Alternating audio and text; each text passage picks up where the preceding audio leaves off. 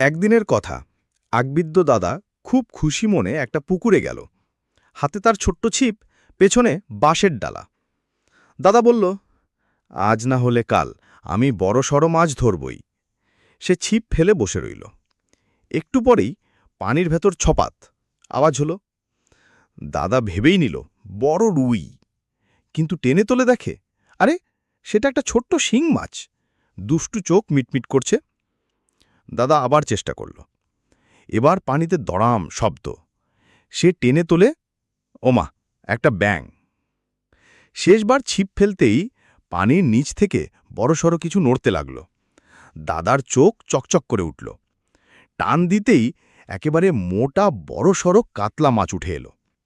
গ্রামবাসীরা দৌড়ে এসে বলল, বাহ দাদা, এত বড় মাছ তো বহুদিনে কেউ ধরতে পারেনি। দাদা হেসে বলল, ধৈর্য থাকলে মাছ একদিন না একদিন ধরা দিতেই হবে। সেদিন থেকে